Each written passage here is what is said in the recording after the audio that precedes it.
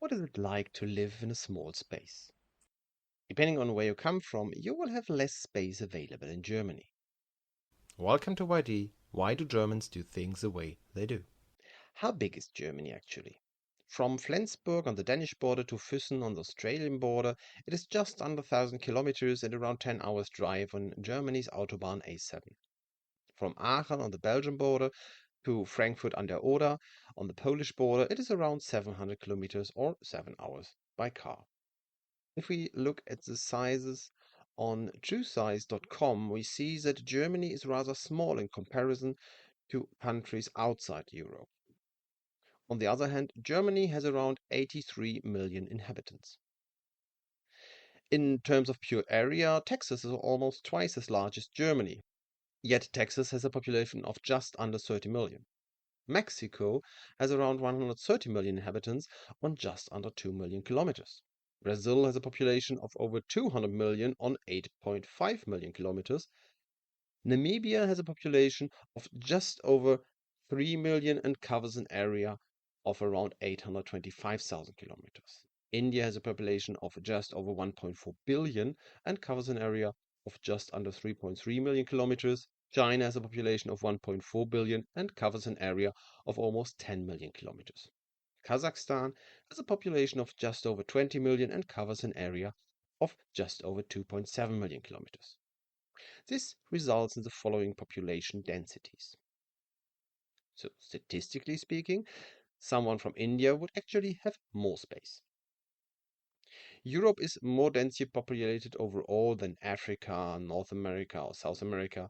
And in Germany, there's of course a difference between living in a conurbation such as the Ruhr area or Berlin and living in more sparsely populated areas such as Mecklenburg, Western Pomerania, or parts of Baden-Württemberg. But villages and towns are similar in structure overall. In villages, there is often a church in the center, sometimes Roman Catholic or Protestant. The market square is often located next to the church square, around which the most important buildings and institutions are located. Traditionally, these were inns, perhaps a bank or Sparkasse, formerly a post office, and various shops. In towns, there were several churches with several market squares and the corresponding busy centers. The city of Munich lists 4 weekly markets on its website. This meant that people could walk to the shops to do their shopping, and often still can do. Pedestrian zones can only be accessed on foot. There are many shops in a small area. People take public transport into the city or park their cars in a car park and then walk through the shops. The typical houses in the city centers also often have shops on the ground floor and flats above. But how big are these flats? That varies somewhat depending on whether you own the flat or rent it. Around 53% of the population lives in rented accommodations, around 43 million people. The average living space in 2023 was 92.2 square meters.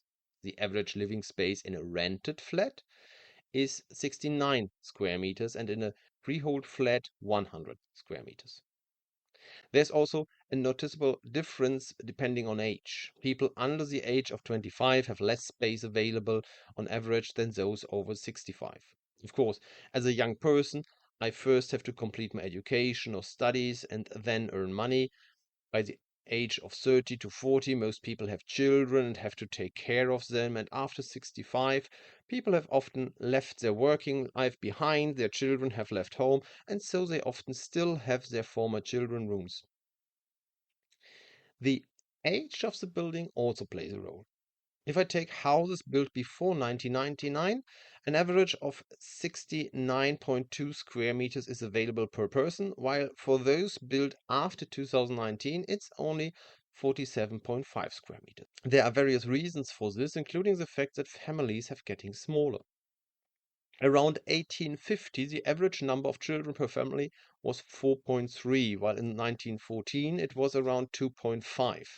Around 1930, the average was 2.2 children, and in 1960 it was 1.5 children. Today, the average is 1.68 children. Considering that 2.1 children per woman are assumed to be needed to keep the population stable, Germany has been below this threshold since the Second World War. So why do we have more inhabitants? Immigration. But some circles don't like to hear that. In family household, which consists of at least one adult and one child, including single parents, 53% have only one child. 36% have two children, 9% have three children, and only 2% have four or more children. If you have smaller families and more singles or older people living alone or in pairs, you need more smaller flats overall. What is the minimum size an apartment must be? Not every federal state has a requirement in square meters, but when they do, it is often at least 9 square meters per person, sometimes with deductions for children. Sometimes there are additional requirements, such as at least one living room of at least 10 square meters, or accordingly, central heating or functioning water and electricity supplies. But what is a typical apartment? Advertisements often refer to 3ZKB, meaning 3 rooms, kitchen, and bathroom. The kitchen and bathroom are not counted as rooms, even though they can be. These 2 rooms are defined by their function. Whether you turn the other rooms into a children's room or bedroom or a study is up to you. A room, Zimmer, must have at least one window and one door, unlike a space, Raum. A storage space can do without windows, but a children's room cannot. I've described here how to arrange the rooms correctly to beat the heat in summer.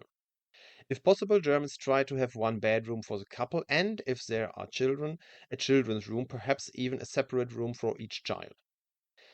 Depending on the layout of the flat, the kitchen is small, sometimes with a dining table, or integrated into the dining room. Accordingly, the kitchenettes are also smaller or larger, and the stoves are built in or freestanding. The refrigerator does not take much space in a small household, as fresh fruit and vegetables can be bought in the neighborhood every other day. The room for receiving guests is either the living room or the dining room. Older flats have a gute Stube, a kind of living room for special occasions. There is often a balcony or terrace, especially in new apartment blocks. However, there's also a trend towards smaller flats or houses. More and more people are looking for a tiny house, a flat for 1 or 2 people in a 20-foot container. Every corner is used to its full potential. In some cities, special areas are designed where such buildings, which usually do not comply with the typical development plans, may be constructed. The advantage here is that, in addition to a small floor space and living area, less energy is often required for heating. Less space also means fewer possessions and less baggage that you still have somewhere in your cupboards.